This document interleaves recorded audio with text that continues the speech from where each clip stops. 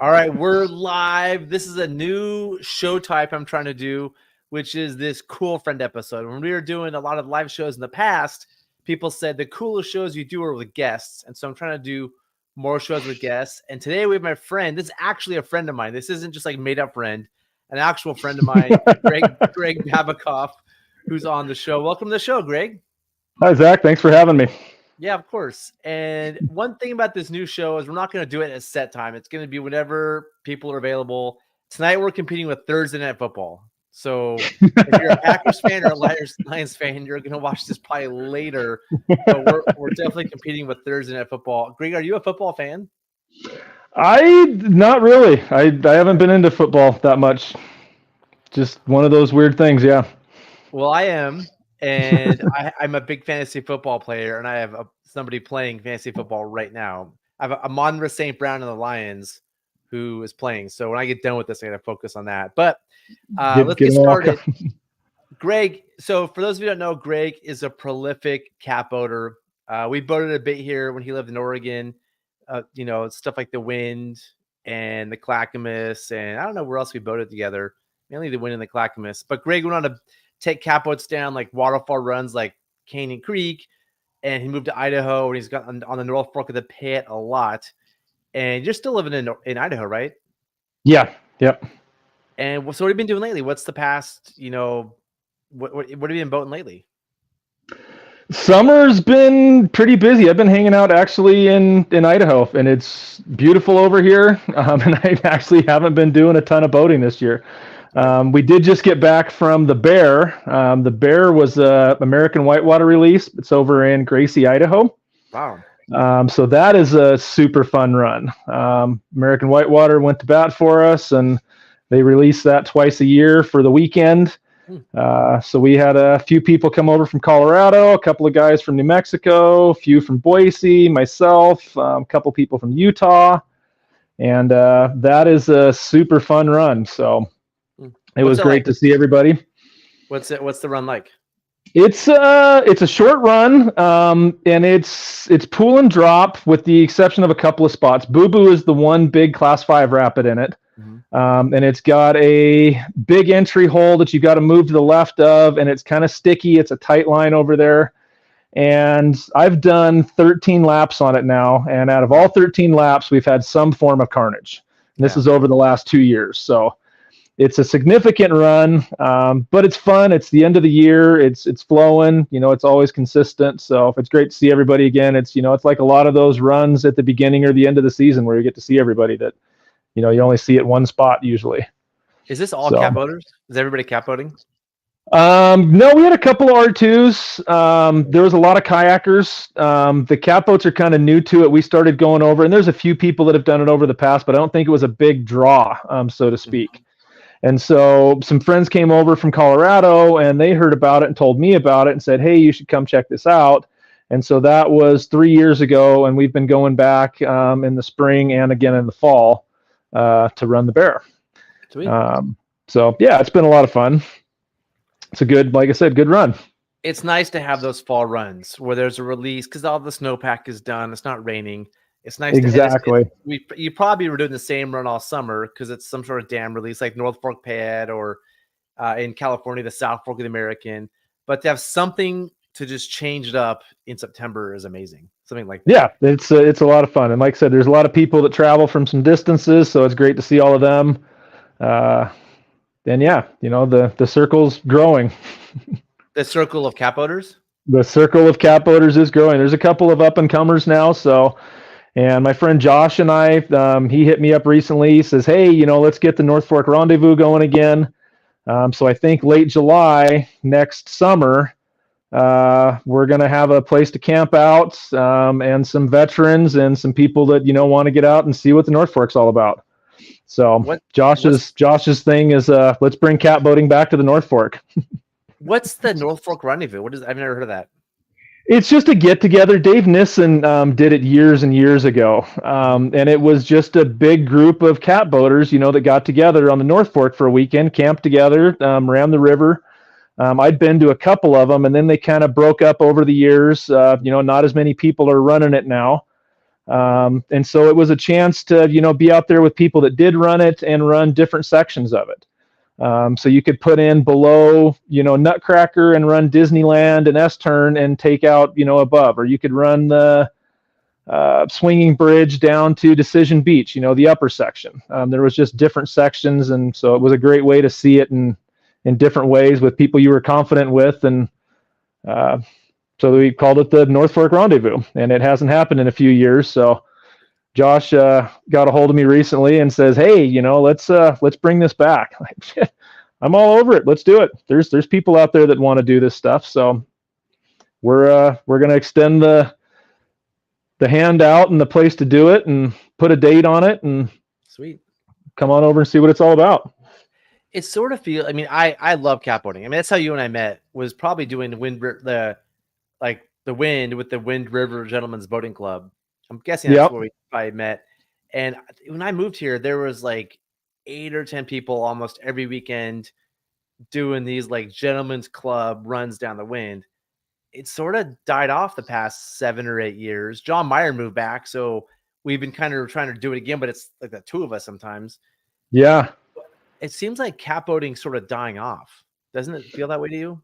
It kind of does. And and I don't know if it's dying off altogether. You still see a lot of people on the overnighter trips. But as far as the upper end of things, I've seen it kind of, go to the wayside a little bit. It's a bummer. I love I will capboat if there's people to go capboating with. If I have a choice between like kayaking or capboating or rafting, if there's a capboating crew, I am in, because it's just fun. It's a lot of fun. Yeah, and you can run stuff a little challenge. Like you can run hard things in the capboat, and you go get your practice runs in somewhere, and then work up to some really cool hard thing that's on your list. And that passion for capboating seems to be dying away. That's what I'm seeing. I think so too, and that's kind of why Josh was, touch bases with me. He's like, "Hey, let's bring catboating back to the North Fork." It's kind of died off the same way that the Wind did. I'm looking to get back over there if I can time everything out right. Watch a storm, maybe do a long drive, because it'd be fun to come back to the Pacific Northwest for a weekend. Do an R2 run and find a couple of catboat runs, go over and run the West Fork of the Hood, or. Yeah, West Fork of the Hood's a beast, and there's a new piece of wood in there that makes it really hard on that catboat. Oh, it's all like it was always hard, but now it's even harder. Is that below the fish ladder or above it? Above, so it's in the first, in that first gorge, and so you can put them below it, but at that point you've missed so many good rapids, and it's not worth all the effort. So you have like the normal put in, you have the fish, you have this log, which is now kind of runnable on a catboat, but sketchy. And then the fish ladder, and then the takeout. It's just an absolute mess. Yeah. Well, maybe the beavers will get a hold of it, or high water will push it out. Or it's a really big log. It already moved and it got jammed worse. It's going to be there for a while. Bummer. Well, so Greg, what I want to do is this is a new thing for me doing this thing, and I have some questions I want to ask. I think I'm going to ask all the people on this segment these questions. So I'm testing out these questions on you just to sort of like get your thoughts about some things that everybody asks about. These are the same questions I get over and over and over, and I answer them, but it's nice if other people who are like really badass can answer them as well. So I'm going to give you these questions, and I'm going to put this new segment up. It's called Cool Friends Questions, and we have a sponsor, GoRafting.com. Have you seen this website, Greg, GoRafting.com? I have not yet. It's really cool. They have descriptions of rivers all over the place. And some of them, they have it on an app. So you can, like, if you're doing the Middle Fork of the Salmon, you can get the map, and it will tell you where you are on the map and what's coming up on the river. And that's kind of cool. It's really cool. So you can view it in a list view or a map view. So that's a download thing, and then use it offline? Yep. So the app, they didn't make the app. The app is by some place called Far Out, and you get the Far Out app. They make like they make hiking maps, and I think they do biking maps. But the guys that go rafting make all the rafting maps. And okay. You can download it. You can download photos that go with it. I took on the Grand Canyon. I thought it was awesome. That's way cool. It was so like when I was at mile 20, it's like at mile 21, this is here. It knows where you're at and what's ahead of you. Right. So, anyway, they're sponsoring our show now. So these cool friends questions are sponsored by GoRafting.com. So we're going to get started. GoRafting.com. GoRafting.com. So when and where did you start boating? I started boating. I'd been around it my whole life. My dad had a drift boat. He grew up in Hood River, was an avid fisherman. My mom grew up at the coast, so we were down at the ocean a lot, playing in the ocean as kids. We went clam digging. But Dad was being an avid fisherman. We spent time in high lakes in the drift boat. We did the Deschutes a lot. We were always around water, so water was always a part of our life. So cool. At a very early age, as early as I can remember, I had oars in my hand sitting in a drift boat. You're very comfortable in the water, like more comfortable than the average person. I think the one thing I remember about boating with you that I really appreciate is that you're always like, we're going to get to this question in a second, how do people get better? But you're always like trying to get better. You don't just run the easy line. Like you're going to take a harder line. You're going to flip sometimes to practice your reflip. Like you push yourself a bunch. So yeah, you're definitely comfortable in the water. Hey Brandon, that's super nice. Thanks for the nice thing. And which reminds me, if I'm going to go through some questions, if you have questions for Greg, you can put them in the comment section and we'll get to them. All right, moving on. What river did you learn on? I mean, this is different because I feel like you might have gone somewhere the first time, but like for me, I have a river that's like where I practiced a ton and got better. So what river would that be for you? Probably the Clackamas and the Deschutes. So the Deschutes was the first full-size raft that I'd rode gearboat down with friends on it. My sister and a couple of her friends. My uncle was on that trip. And I think I was 16, and that was on the Deschutes. And then after that, it was probably the Clackamas on inner tubes, running Barton to Carver and McIver to Carver. Spent a couple of summers just... We went from inner tubes to air mattresses to Kevlar coffins to, we were stepping up. Yeah, and then a few years went by, and then got into cat boating on a small cat boat, and spent a lot of time on the Clackamas. I think is probably where I learned the most. Yeah, I think the Clackamas is an amazing learning river. It is. It's a great backyard run, and it was cool because it was close. So you could do it quick. So yeah, it's close to Portland. Yeah. It's far for me. It's an hour and 45 minutes. Yeah. So it's a drive, but from Portland, it's easy. Yeah, and there was a lot of Portland boaters, that spent a lot of time there. And so that's probably where I learned the most was on the Clackamas. Cool. We have a question from Zach Finney. Are you still making cat frames? I am. I'm making some frames. Got a few new things that are coming out at the end of the year. So cool. If people want to learn more about the frames, where do they go? How do they learn more about them? Basically just get a hold of me. Look me up on Facebook right now. The website is in the works. There's a few other things. Like I said, the end of this year, beginning of next year, I've got some things I'm working on. So things will be a lot smoother then. So for now, just look me up on Facebook, shoot me a message. If you want to get a hold of me, you'll find me. And for those of you that don't know, Greg makes cat frames and they're badass. Like once Dave Nissen stopped making frames, there's kind of a hole in the badass frame world. And I would put your frames in that like really awesome frame world. Like I think that if your frames are awesome, they look really cool too. They look tough. Well, thank you. They look like a jacked up Dodge truck. Like tough, early American. Like that's what they remind me of. Yeah, big bumper on the front, and yeah, they just that in the front where it kind of goes up, and your frames just look cool. Well, again, thank you, I appreciate it. Another question is: you start with oars. Is that common around? What's here? that? So one of the questions from one of the people watching is, he said you started learning with oars. Is that pretty common in this area? It's it's just how you get into the sport. There's a lot of different ways in. Bob, friend Bob Hunt, Bob. He was telling me one day he kind of had this breakdown, and I thought, that's pretty accurate. And He says, if you learn on oars, you learn how to read water, you learn how to, run a river with oars, you're the one person that's in control of that boat, and nobody else is doing anything except for you. And so it's harder for somebody that learns on oars to get into a paddle boat and appreciate that, because that level of trust isn't there.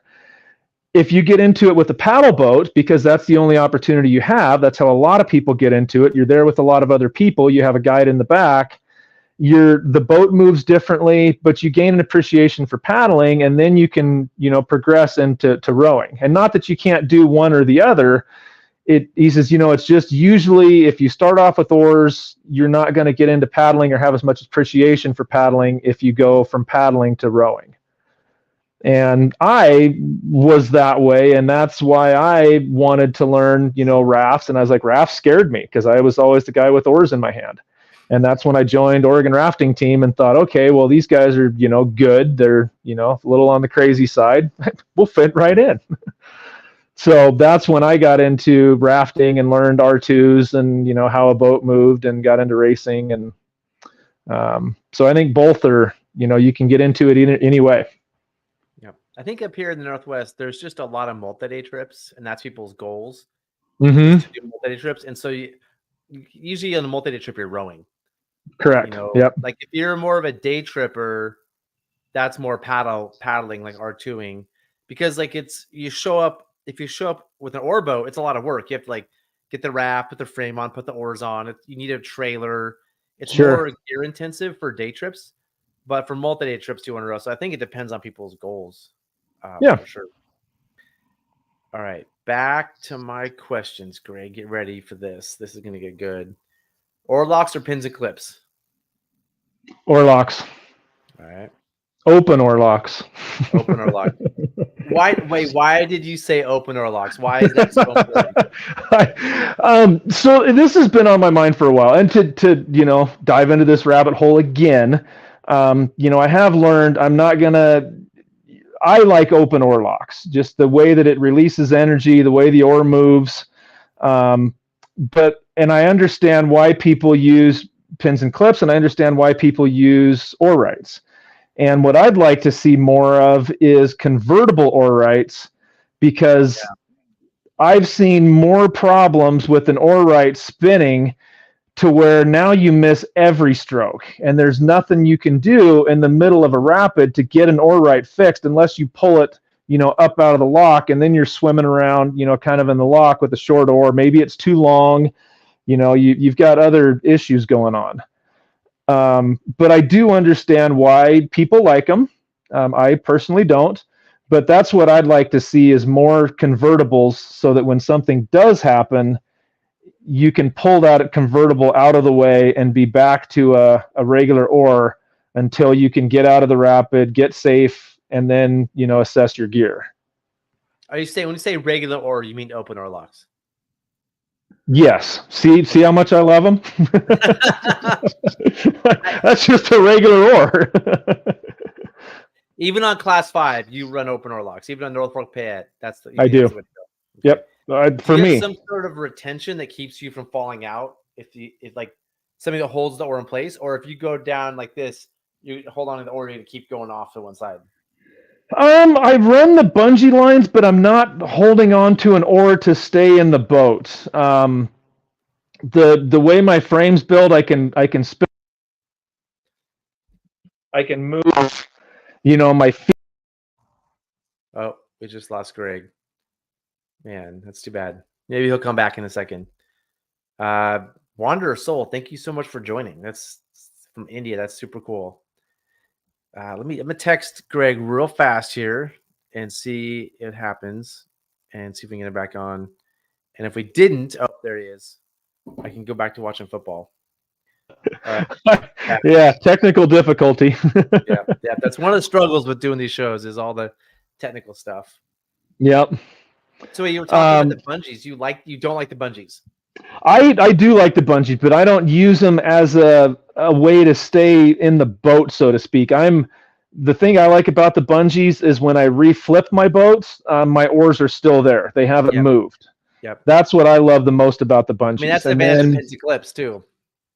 It is, and I used them for a while, and I ran into problems with it, popping out on me multiple times, and then so it's like, okay, I'll run it a little bit tighter, and then when I had it pop out and it was a little bit tighter, then I couldn't get it back in again, and so for me, it was just I just didn't care for it, and so I kept trying until I found something I did, and I like the open oars and the bungees on most stuff. I don't have them right now. I'm in the process of getting new oars and broken oar on the Bear. So there's always gear, more gear. And then once you get the gear, there's broken gear. Okay. And then there's more broken gear. Next question, your favorite craft to paddle? To paddle? Or to like get down the river. So okay. What's your favorite boat to be in on the river? I'm a cat boater through and through. Yep. 100%. Okay. For river knives, do you wear it in your PFD or do you have a knife on the outside of your PFD? I have one on the outside of my PFD. Okay. Which one? I can't remember the name of it. I got it down at Andy and Bax, and it was the squeeze.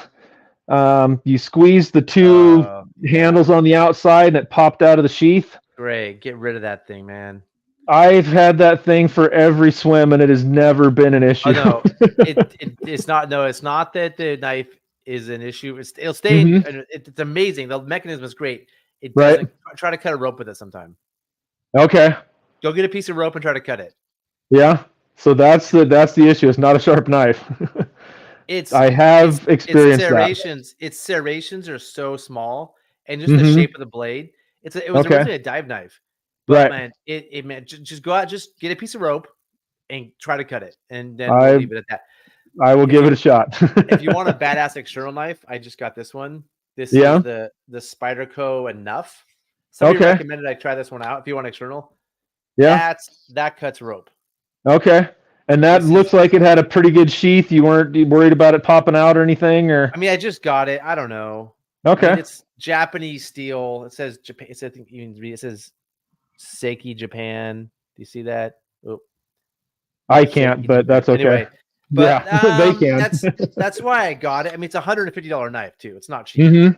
But I got it to test the sheath. The squeeze is amazing. It stays. It stays. It's not going to fall out. But just do yourself. Try to cut rope with it sometime. I will give it a shot, and I'll respond in the comments later on. Buy knives based on what somebody else has, and they don't think about trying to cut rope with it. And that's my goal. One thing I'm passionate about now is like finding good river knives. That's why I'm asking. Yep. Brandon asks, why cat versus raft? Because I like the way a cat boat moves down the river, and I like being by myself on the boat. Catching laterals and nose surfs, and you brought it up once in one of our prior interviews. I play my way down the river. So that's fun. That's why I love the oars. I can splash, I can get splashed, I can decide I want to go around a hole. I can look at it in different ways, to decide if I'm going to do it the next time. It's just a lot of fun for me. I enjoy it. Yeah, cat boats are sweet. All right, next question. Star Wars or Star Trek? Star Wars. Okay. Are you watching the Ahsoka show right now? Are you that much into Star Wars? No, I'm not. I grew up with it. I've watched what George Lucas did and the hardships that he went through to make that movie happen. It was a pretty good story. What's your favorite PFD? The Universal Rescuer from Extra Sport that is no longer made. Oh yeah. I'm actually shopping around right now to buy another one to throw into a bag so that when mine goes out, I've got another one, because you're not going to be able to find them much longer. I'm going to see if I can pull it up here, actually, to see if this is the one. Share screen. Is it this one? It is that one, yes. Yeah, this one has 22 pounds of flotation. Yep. Not like minimal pocket, but this is a classic. It's a bummer they stopped making this one. It really is. I've wanted to find out why, or an NRS makes one that's similar, but it's not this one. That's a super comfortable life jacket, and Judy Baumgardner gave me my first life jacket that was one of those. It was yellow. And I was going to run the wind for the first time with Val. And I was working for her at the time. And she's like, here, if you're going to run the wind, you're going to need a new life jacket. Yeah. And so she bought me that for Christmas. And ran that for 10 years until I bought another one. And I've still got it. This is the NRS one. I think it's actually 23 pounds of flotation. I have a new take on the wind after experience this spring. Right. Yep. I talked to Scott recently about that at length. And then I learned, I mean, there was a lot of takeaways. I could do a whole show on that incident, which I haven't done. And I'd like to, but I think one big takeaway is if you're rowing the wind, you need to have a high float PFD. And Scott did. I mean, he did. If he didn't have a low float PFD, that would have gotten way worse. Right. And so I think having a high float PFD for people on rivers where you could take a long continuous swim should be a mandatory thing. Like kayak or PFDs aren't cutting it. I agree, and that's something that came up years ago. Was the style of PFDs that are available, and there aren't a lot of rafting, PFDs. Everything seems to be, real small and compact in the chest. They're 15 to 18 pounds, I think. You've got short shoulder straps, and again, for a kayak with mobility and stuff, you want that, but I don't think there's a lot of good rafting. There's not, because it's a major issue. Different. Yeah, I keep spouting like, hey, more flotation, better coverage, and everybody's like, what PFD is that? And I'm like, the only one we really have is the NRS. Is this one that there's something out there? I've heard a rumor that Astral is coming out with a higher float green jacket sometime this spring, so that might be worth putting on your radar. That might be, a nice replacement for the Extra Sport one. Yeah, because I've got years left on this one. I just got it about 2 years ago, but again, it's like, I'm seriously consider buying another one to hang on to it for 5 years. So when this one goes bad, I got one. That's how I am with river shoes. I have these favorite river shoes that I love. I went and bought two. They stopped making them, so I went and found two more pair. I'm just sitting on. So so once you find something really good, you want a few of them. Mm-hmm. So I get this question asked a lot, Greg. How do I improve? How do I get better? If I'm a class 3 boater, how do I become class 4 boater? If I'm class 4, how do I get 5? What advice do you have for boaters that want to get better? Seek people out that are doing the runs that you want to do. Ask them, can I come with you? You start playing with surf holes. Surfing in the beginning is a way to have fun on the river, and in the end, it's a way to navigate the river. It's a way to, you can surf a hole if your spacing gets out. You can pause and read the river below you. So it's, not only that, I figured it out years ago, when you learn how to surf and you have fun surfing, you read water differently, as to where before you used to look for the hazards to avoid them. And now you're looking for the play spots, and the hazards are kind of like not even there. It's like, I don't even have to worry about that hazard over there, because I'm going over there to catch those 2 surf waves. And so you start looking at the water and the hazards differently. And then I think seek the people that you want to run with. That's what I did. I sought out Greg Sr. and Oregon Rafting Team and started running with those guys. And we started doing things and, progressing up. And seek the people out that you want to run with.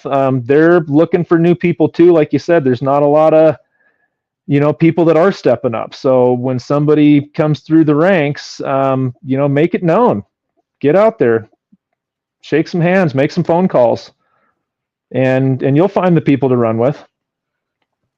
Cool. Good advice. That's a big one. All right. Drain coolers or don't drain coolers? Drain coolers. Why? Because it's hard enough keeping a cooler in order.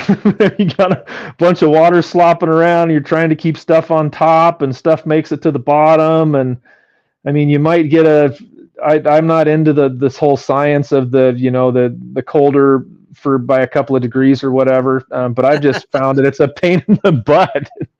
Drain that damn thing. Sweet. Any advice for boat ramps? Yeah, be ready. Be considerate.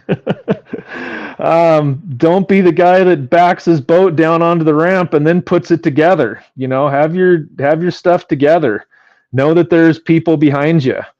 Outfitters and private boaters. This goes both ways. Outfitters have to deal with private boaters, and private boaters have to deal with outfitters. And if we're considerate, we're all going to get through it smoother.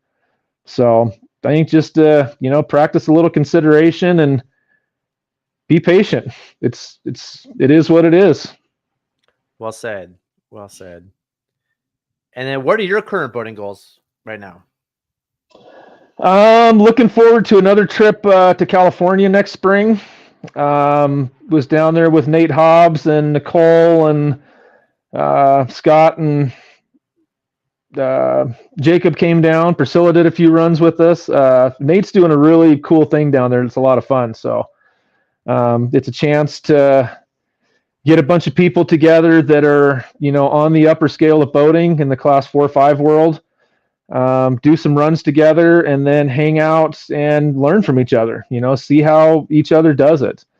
It was too cool. There was a day we were running the Yuba on the South Yuba, 47 to Bridgeport, and we had a Sabertooth, we had an R2, we had a cat boat, we had an IK, and wow.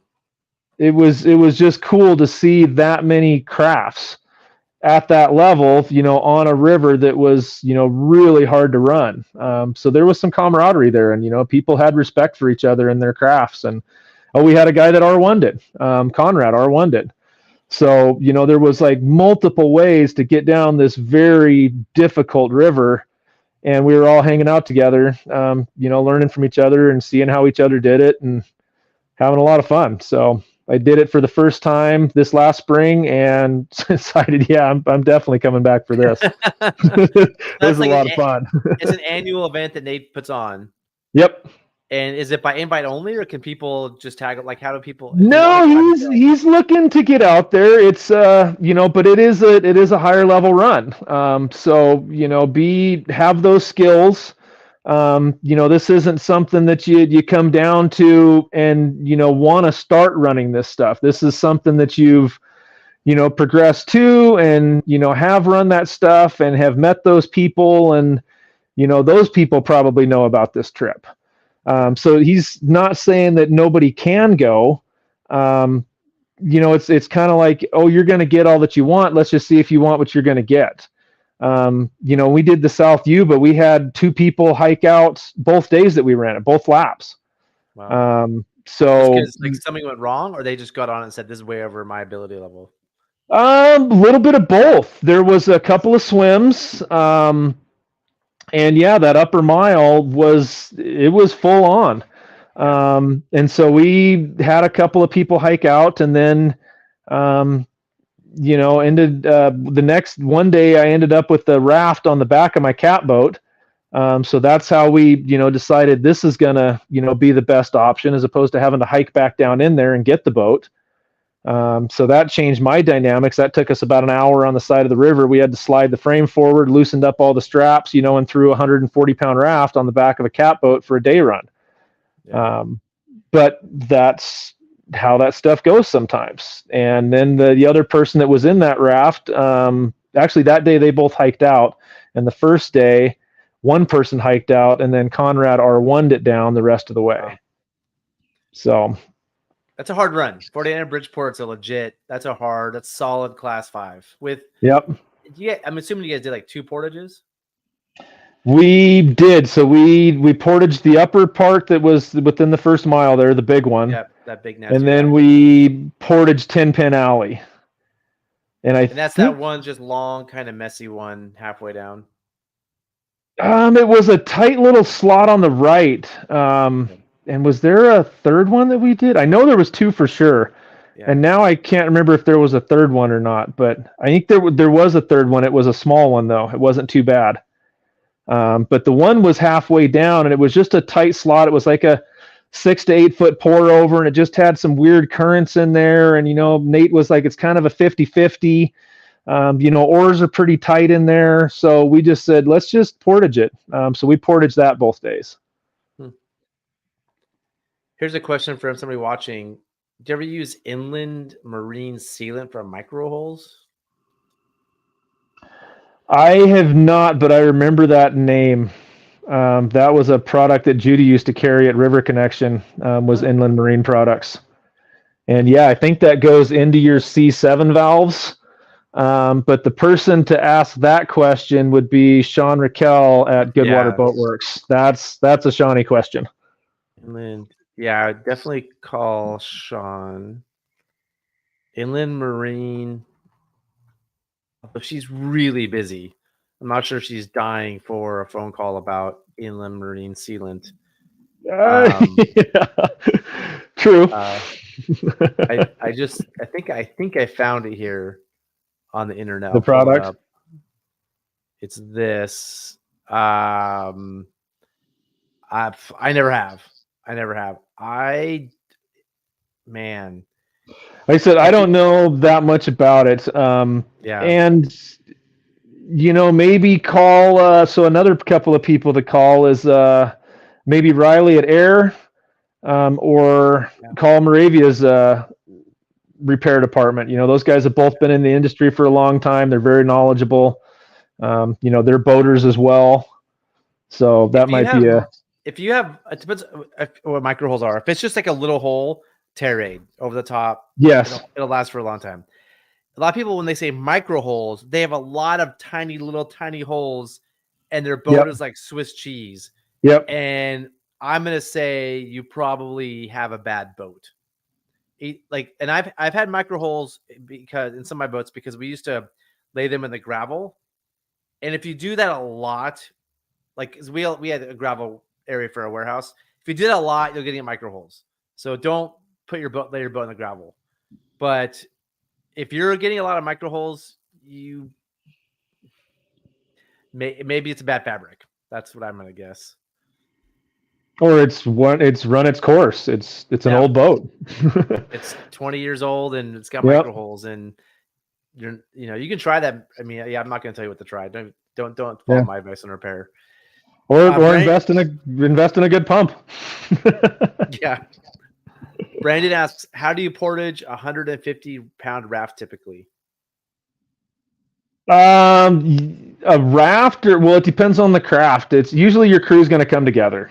Your cat boat, your front and rear, usually with two people. You might spin it around a couple of things in the water with your tag lines holding on to them. Chicken lines on rafts, you're pulling them up, and basically your crew comes together. If it's one person portaging, you're all coming together. If it's multiple people, you're setting up at different places to assist, and it's just how runs like that go. That's part of the adventure. It's fun. I'm like, wow, do I want to say it's fun? Well, yeah, I don't mind portaging. Part of being out there. Portaging either, and I'll do it, but it's physical fitness. That's all I'm gonna say. Like if you're physically fit and you're out there in the woods having fun, you're just gonna muscle and do it. If you're not physically fit, it's torture. And so I'm gonna say physical fitness. Greg, a run I haven't done, I know you've done, is the Grays. I am dying to do the Grays. Yes.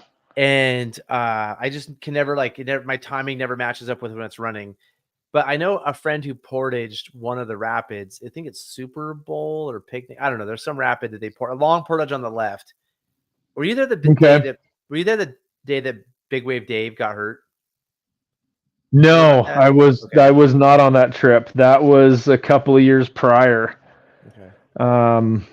I had a friend portage a Cappo on the left, and he was just like, I can fit it by himself. I'm physically fit. I can do this. I will just gut it out and do it. I'm happy to be out here. I'm stoked. I think about this a lot when I portage rafts and cat rafts. The choice is, do I do this rapid where I could get hurt, or can I physically do the thing where I don't have to worry about it? And he physically carried it. But I also have friends who are like, I can't portage. Like, I'm not physically fit to portage, so I'm going to run the thing, which could lead to getting hurt. And so I think for a lot of reasons, this sport, physical fitness, is important. And one of them is portaging. Very, very much so. Yep. Okay. The last question. What's your favorite brand of raft? And you cannot answer. I'm really curious because I think there's a lot of opinion out there and people want to hear. So like you can take a pass, but I don't really have a favorite. I've run a lot of different crafts, and they've all got different features. I guess my favorite is quality. You know, there's some bottom shelf manufacturers out there, and there's some top shelf manufacturers out there. And I'm a fan of the top shelf manufacturers. I like good stuff, and they've all, you know, got different things. You know, Air has great paddle boats, and, you know, their thwarts, you can move them around. So it's great for R2ing. You know, Moravia has a sealed floor. I'd like to pump the floor up pretty hard on, you know, multi-days and, you know, have the benefits of a raft with a frame on it. You know, cat boats, I like Airs. I'm actually buying an 11-foot Sotar to go back down to California with. Wow. So they've all got different features, and it just depends on what you want to do as to what kind of boat you get for it. Wait, did you say for cat boats you like Airs? I've run them a little bit. Is this the new Idaho, Greg? I don't remember you ever running Airs before. Like I said, I've ran them a few times. I don't have Airs now, but I did like the way that they ran. And they're one of the top shelf, you know, manufacturers. They make a great quality product, and they stand behind it. So they've got a good boat. And why are you getting a Sotar for California? Because I wanted a smaller boat. I want to go probably 11 foot. Sotar makes a great 11-foot boat. It's got a water line on it. It's got 22-inch tubes. It's just a well-made boat. So I think with what I want to do down there, running a smaller frame, the next frame I build is probably going to be 30 or 32 inches in between the tubes with an 11-foot Sotar. So if you haven't seen this yet, this is the Cappo that I designed for Oing. It's based off the 11-foot Sotar, long water line. Okay. Similar tubes, really close to you're thinking about the Dave Nissen Creeker tubes from Sotar. Yeah, and I was actually thinking about Neil McKirk's. He had a design too that he was taking down there to South America. That was a Sotar design. I'm not sure if they still have those prints around, but now, do those have any elf shoe in them at all? Do they have a little bit of kick, or they do? They do. It doesn't look like they do because the pointy ends have been taken away. It's like, okay, like think about it has a little bit. It has rocker, but it doesn't look like it because it doesn't have a big point sticking up. Okay. I always thought the point was silly. It's like, you know how sometimes you turn the cat and the point gets stuck on a rock? Yep. It's like if you just turn the points off, you're gonna be able to sling by some rocks. Does it have a tendency to climb out of holes, or does it kind of want to knife through the back of them?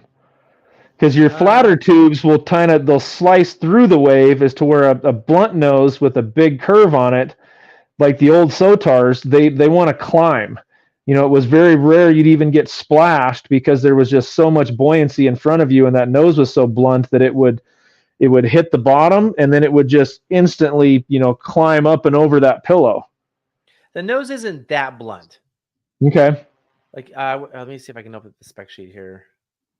But you've ran it quite a bit. I've ran it quite a bit. Yeah. I have the Sotar 11 in this thing. And okay. To me, they're comparable. But to me, I like the long water line. On the 11-foot boats, like if it's a lot of like rocker, like a short water line, they're just sketchy. They turn so fast. Yeah, Like you they turn need a too long water fast. line. They turn way. You need to be able to hold an angle sometimes.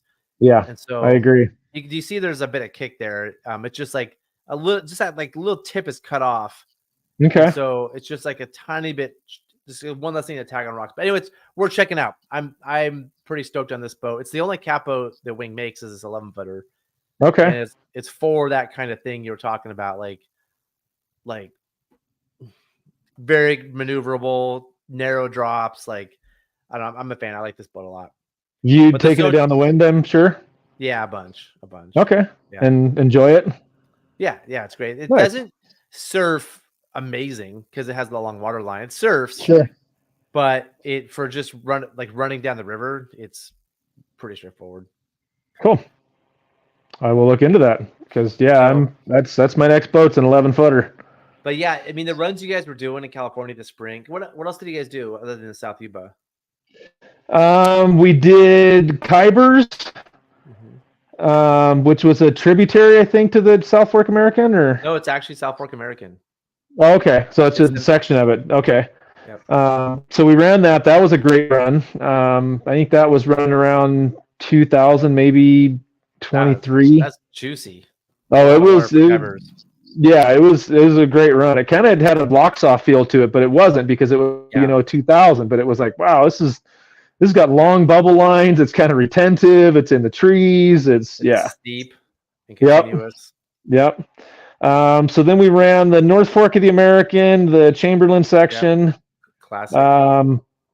And that was all I got the chance to run. So I actually went down there. I was down there for 4 days, and then I came back to Oregon, did a big loop, saw some family, met up with some friends, did a Deschutes overnighter, and then made my way back to Idaho. So next year, I was like, okay, I'm going to stay for the whole thing next year.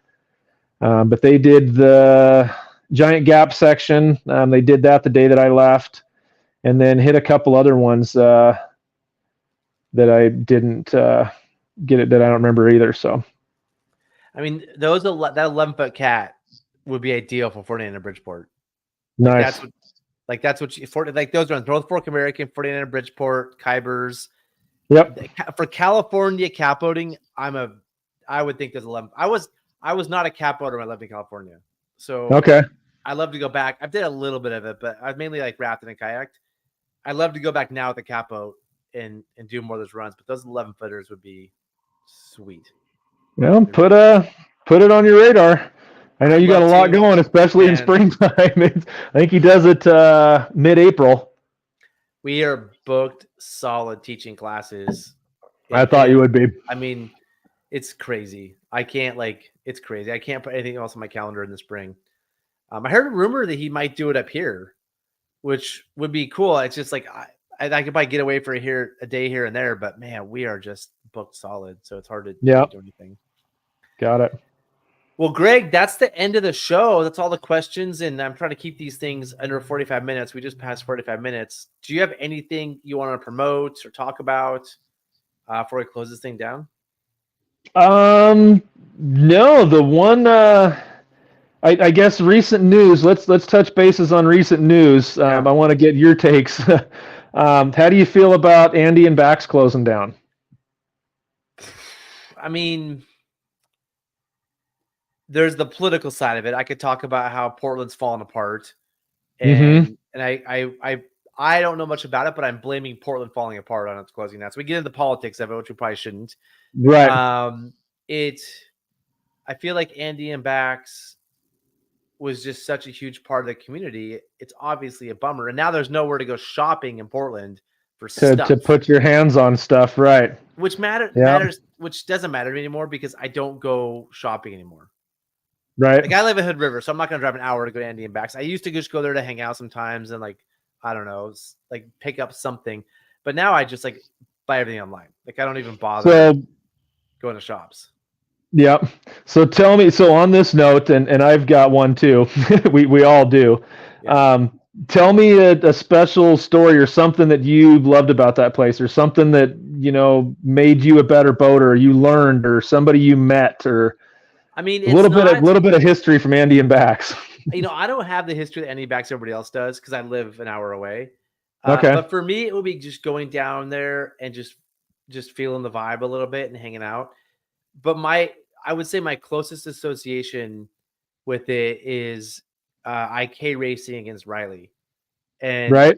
at Clackfest. And so I think that, I love Clackfest, and I was a part of organizing it for a while. And so Andy Bax was massive supporters of the festival for 20 plus years, probably. I mean, they're like a big reason the festival exists, and they would go there and they'd host a barbecue, and they gave so much to the festival. But for me, it's sitting in the Eddy at the IK race, staring down Riley. And we're both competitive. I'm not there just like I'm there to win. And several years and it's for those who don't know, Andy and Bax is a longtime rafting store in Portland. And it's Riley Baxter. He was the son of the guy who started it, right? Like it's Andy and Baxter. Yes. Baxter. So Riley took it over and ran it for a long time. He ran Andy and Bax. Awesome boater, awesome dude. But we're both competitive. So for me, it's sitting in that Eddy at Fish Creek, just like, let's do this, Riley. Ready to go. When I think of Andy and Bax, I think of racing Riley. Nice.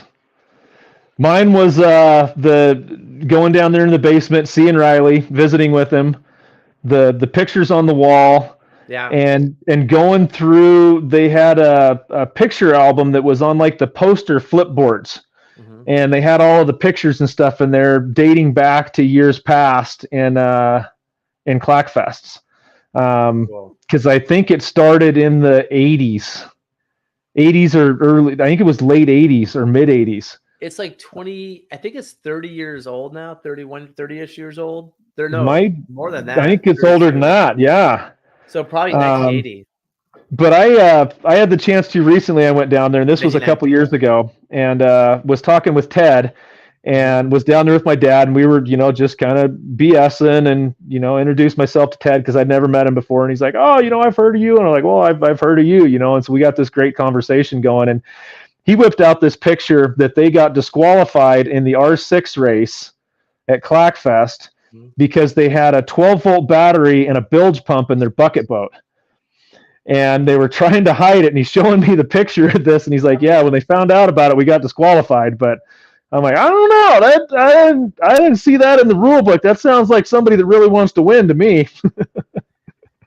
I mean, I feel like if it's not in the rule book, they should let it go. But then they should put in the rule book. After that, right. But also, if you are hiding things, you should expect to get disqualified. Well, that's a good point too. Yeah, but there's been a lot of competitive nature at that festival for a lot of years. So yeah, it's a super bummer. There was a lot of history down there. A lot of people started, and I've been seeing the online buzz going, and I've reached out to Ted a couple of times and, touch bases with him. And it's just sad to see, something like that go, because there was a lot of history, and there was a lot of things that, that helped and promoted the sport. Yep. It's for me, it's like some of the politics of Portland, some of the changing retail landscape. Yeah, I don't think there was any one thing. It's just sad to see it go. It's just another one of those iconic things that it's like, oh man, that's a bummer. But yeah, it's a lot of memories and a lot of good stuff down there. So, right on, Zach. Well, thanks for having me. I appreciate it. It was great catching up with you again. Yeah. Maybe I'll see you to put in this winter if the rains flow and make a run over there. You better join. John and I are now the Gentleman's Club, so we need a third. So anytime you want to come out, please do. If there's storms on the radar, it's a Thursday. I could drive. There will be. Well, cool. I'm gonna shut this one down. Again, thanks, Rick, for joining. All right, thanks again, Zach. Appreciate it.